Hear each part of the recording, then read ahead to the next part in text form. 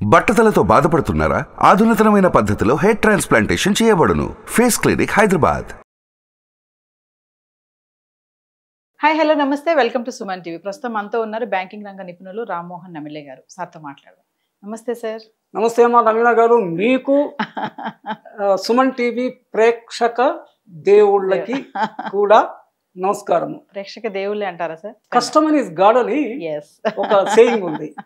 ఆ తర్వాత మహాత్మా గాంధీ గారి డెఫినేషన్, మీరు ఎక్కడ షాపుల్లో పోయినా కూడా అక్కడ ఫ్రేమ్ కట్టి ఉంటుంది. అవును. సో కస్టమర్ లేని బిజినెస్ లేదు. ఏ బిజినెస్ ఎలా, మీరు మీడియా తీసుకోండి, ఇంకోటి తీసుకోండి. So customer is definitely A God in the sense, అతను కాంట్రిబ్యూట్ చేస్తేనే, అతను కొంటేనే, అతను చూస్తేనే మిగిలిన నడుస్తుంటాయి. సార్, ఇప్పుడు తక్కువ పెట్టుబడి ద్వారా అందరికి అందుబాటులో ఉండే స్కీమ్ వచ్చేసి మనకి ఎఫ్డి, ఫిక్స్డ్ డిపాజిట్ స్కీమ్ అంటారు. సో మా వ్యూవర్స్ కి ఈ రోజు మీరు ఫిక్స్డ్ డిపాజిట్స్ గురించి, పీరియడ్ ఆఫ్ టైం ఎలా ఉంటుంది, ఇంట్రెస్ట్ రేట్స్ ఎలా ఉంటాయి, బెనిఫిట్స్ ఏముంటాయి సార్? ఫిక్స్డ్ డిపాజిట్ పోస్ట్ ఆఫీస్లో కానీ బ్యాంకుల్లో కానీ, అంటే బ్యాంకులు కొంచెం చాలా విరివిగా, మోర్ నెంబర్ ఆఫ్ బ్యాంక్స్ కూడా ఉన్నాయి. మనకి 12 పబ్లిక్ సెక్టర్ బ్యాంక్స్ ఉన్నాయి, సుమారుగా 20 ప్రైవేట్ సెక్టర్ బ్యాంక్స్ దీటైనవి ఉన్నాయి. మనం new generation private sector banks అంటాము. 1990, 91, 92 ప్రాంతాల్లో ఎల్పిజి అంటాం, liberalisation, privatisation and globalisation concept వచ్చినప్పుడు పివి నరసింహారావు గారి ఆధ్వర్యంలో మన్మోహన్ సింగ్ గారు అప్పటికి ఆర్బీఐ గవర్నర్గా ఉంటే, అతను పివి నరసింహారావు ఎంపిక చేసుకొని ఫైనాన్స్ మినిస్టర్గా తీసుకునేసి ఈ ఎల్పిజిలో, అంటే మన నేషనల్ ఎకానమీ ఇన్సులేటెడ్గా ఉంటుంది. ఇన్సులేషన్ అంటే మనకి ఎట్లయితే ఎలక్ట్రిక్ వైర్కి పైన రబ్బర్ అయితే ఇన్సులేటెడ్ ఎకానమీ ఉంటుంది, అంటే ప్రొటెక్టెడ్ ఎకానమీ. అలా కాకుండా మార్కెట్కి ఓపెన్ చేసాము, it has become a open economy. But in course of time అది మనకేమన్నా నెగిటివ్ ఎఫెక్ట్ ఏం కనపడలేదు, పాజిటివ్ ఎఫెక్టే ఉంది. So we are now in a open economy, liberalised దీంట్లో ఉన్నాము.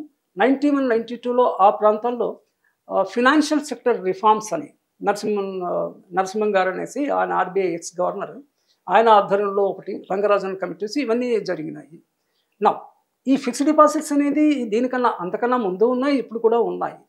ఫిక్స్డ్ డిపాజిట్ అది సేవింగ్సా ఇన్వెస్ట్మెంట్ అనేది ఒక ప్రశ్న వచ్చినప్పుడు, that is in between savings and investment. Savings ఎందుకంటే పేరుకు ఫిక్స్డ్ డిపాజిట్ అని ఉన్నా కూడా you can draw it back any time with some penalty, కానీ యూ కెన్ డ్రా ఇట్, అంటే ద్రవ్య లభ్యత ఉంది.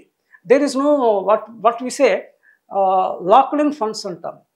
కొన్ని ఫండ్స్లో మీరు పెడితే 3 years లాకిన్ పీరియడ్ అంటాం. లాకిన్ పీరియడ్ ఉంటుంది, 3 years, 5 years, వాట్ ఎవర్. ఆ లోపల మీరు తీసుకోవడానికి ఎటువంటి పరిస్థితుల్లో వీలు లేదు. కానీ బ్యాంక్ ఎఫ్డీలో అది కాదు. సో ఎఫ్డీ అంటే ఫర్ ఎగ్జాంపుల్ మన దగ్గర ఉండే డబ్బులు బట్టి, ఒక ఉదాహరణ కింద తీసుకుందాం. 1,00,000 రూపాయలు మన దగ్గర క్యాష్ ఉంది అనుకోండి. మనం దాన్ని ఏం చేయాలి? క్యాష్ అంటే అది సర్ప్లస్ క్యాష్. మనము కంపెనీ అకౌంట్స్లో విసే రిజర్వ్స్ అనే పదం వాడతాము, సర్ప్లస్ అనేది వాడతాము. రిజర్వ్ అంటే ఎక్స్ట్రా ఉన్న మనీని ఒక పర్టికులర్ పర్పస్ కోసము నిర్దేశింపబడింది రిజర్వ్. కంపెనీస్లో అది అంటాం. ఫ్యామిలీలో కూడా అదే వర్తిస్తుంది. ఇండివిజువల్గా మా అమ్మాయి కోసం అండి ఈ ఫండ్లో ఇచ్చి నేను ముట్టా, ఇది మా పిల్లల ఎడ్యుకేషన్ కంటే ఈ ఫండ్ దానికోసమే, డెడికేటెడ్ ఫండ్ అని కూడా అంటాం మనం. ఎఫ్డీని రివర్స్ చేస్తే డీఎఫ్, డెడికేటెడ్ ఫండ్. అయితే ఇప్పుడు మన దగ్గర 1,00,000 రూపాయలు ఉన్నప్పుడు రిస్క్ అనేది ఉంటుందన్న. మనం ఎక్కడ ఇన్వెస్ట్ చేసినా, ఎక్కడ సేవ్ చేసినా కూడా రిస్క్ చూసుకునేసి రిస్క్ అపిటైట్ అన్న పదం వాడుతాము. అంటే మీకు ఎంత రిస్క్ ఆర్తి, దాహార్తి అంటాం. దప్పికైతే విసి దాహార్తి. రిస్క్ ఇంగ్లీష్లో రిస్క్ అపిటైట్ అంటే మీరు ఎంత రిస్క్ తీసుకునేటువంటి కెపాసిటీ మీకుండే దాన్ని బట్టి మంచి బ్లూ చిప్ కంపెనీల్లో వీ కెన్ ఇన్వెస్ట్. అది ఫస్ట్ ఆప్షన్. కానీ కొంత పరిజ్ఞానం ఉండాలి, ఏమీ లేకుండా చేయకూడదు. ఇంకా పరిజ్ఞానం ఉంటే ట్రేడింగ్ చేయొచ్చు. ట్రేడింగ్ అంటే షేర్ కొంటాము, అమ్ముతాము.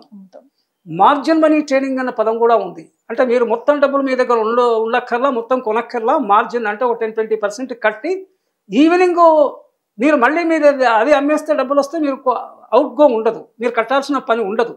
కట్టాల్సిన పరిస్థితి ఉన్నప్పుడు కూడా డే ఎండ్లో కొడితే సరిపోతుంది. దట్ మీ టెక్నికల్ ఇసే మార్జిన్ ట్రేడింగ్. షేర్స్లో ఇన్వెస్ట్మెంట్, ఇది ఇన్వెస్ట్మెంట్ కాకుండా షేర్ రూపంలో కాకుండా డిబెంచర్స్ అంటాము. డిబెంచర్స్ అంటే బ్యాంకులో అయితే వీసే డిపాజిట్స్, కంపెనీలో అయితే వీసే డిబెంచర్స్. ఈ డిబెంచర్స్ కూడా 2 రకాలు, ప్యూర్ డిబెంచర్స్, కన్వర్టబుల్ డిబెంచర్స్ అంటారు. అంటే మనం కొంత అమౌంట్కి డిబెంచర్ తీసుకుంటే ఒక 2 years తర్వాతను ఆ ప్రిస్క్రైబ్డ్ టైం పీరియడ్ తర్వాత a part of the amount will automatically gets converted into shares. అల్టిమేట్గా పాయింట్ ఏంటంటే మన దగ్గర ఏకమొత్తంగా కొంత ద్రవ్యమున ఫ్యామిలీ బ్యాక్గ్రౌండ్ను బట్టి ఉన్నప్పుడు ఎలా వినియోగించాలి అనేది ఒక పాయింట్. అసలే లేకపోతే కొంత ఫండ్ క్రియేట్ చేసి ఒక సైజబుల్ అమౌంట్ అంటాము, 1 లక్ష 2 లక్షలు అయి వచ్చిన తర్వాత దాన్ని ఎలా వినియోగించుకోవాలి అనేది. ప్రపంచవ్యాప్తంగా ఇన్వెస్ట్మెంట్ అనేది ఒకటి షేర్స్లో, రెండవది గోల్డ్లో, బంగారం కూడా వాల్యూ మొన్న వాట్సాప్లో చూస్తూ ఉంటే నేను, అంటే నా ఏజ్ ప్రకారంగా ఐఎమ్ 72 నౌ. 1960 నుంచి 60 రూపాయలకు తులం ఉండేది బంగారం. తులం అంటే 10 గ్రాములు. నా ఎరుకలోనే. అంతకుముందు ఇంకా తక్కువ ఉండేది. నా it is around 60,000 for 10 gram అంటే 6,000కి 6,000 7,000 ఉంది. మరి అప్పుడు ఒక 40-50 వాళ్ళ వసతిని బట్టి కొంత బంగారం కొనిపెట్టుకుంటే పెరిగేది కదా ఇన్వెస్ట్మెంట్. తర్వాత రియల్ ఎస్టేట్. నా చిన్నప్పుడు 100లకి 1000కి ఎకరం ఉండేది ల్యాండ్. ఇప్పుడు లక్షలు కోట్లు అక్కడక్కడ. అంటే మరి ఎందుకు అంటే అందరికీ చిత్తం పోదు. చిత్తం దేని పోద్దు అంటే మనం దానికి లక్ అంటాము, ప్రాప్తం అంటాము, దేవుడి దయ అంటాము, సో మెనీ థింగ్స్ ఉంటారు. ఇన్ఫోసిస్ నారాయణమూర్తి కొత్తగా 1980sలో వాళ్ళ ఫ్రెండ్స్తో కంపెనీలో పెట్టినప్పుడు ఆయన దగ్గర డ్రైవర్ ఉండేవాడు. డ్రైవర్ ఇన్ఫోసిస్ షేర్స్ కొన్నాడు కొన్ని.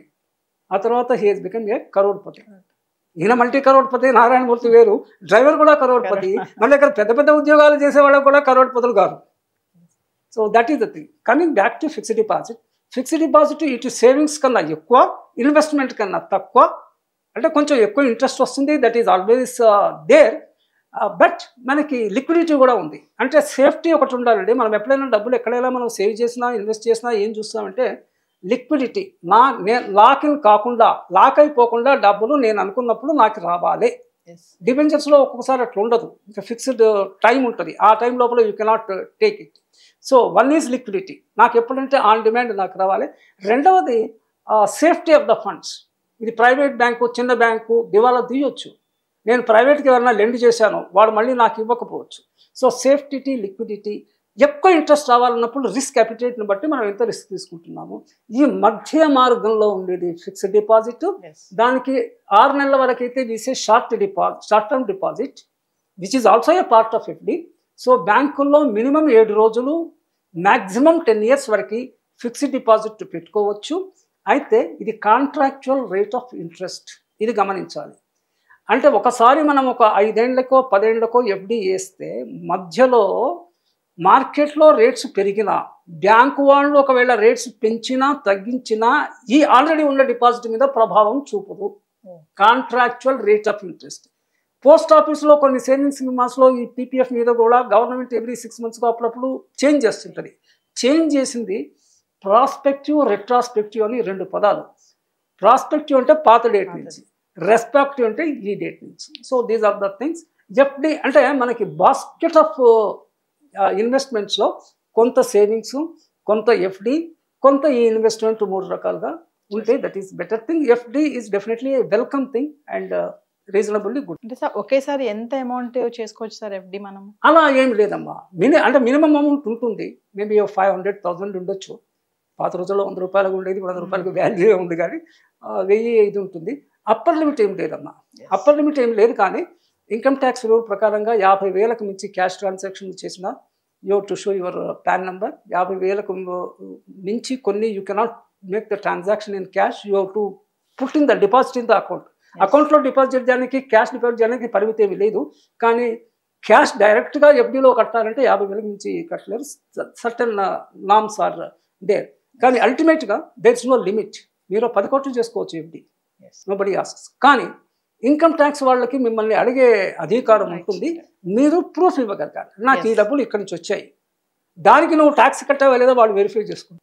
Thank you sir. రైట్ అమ్మా, నమస్తే. సుమన్ టీవీలో మీ పర్సనల్ అండ్ బిజినెస్ ప్రమోషన్స్ కోసం కింది నెంబర్కి కాంటాక్ట్ చేయండి.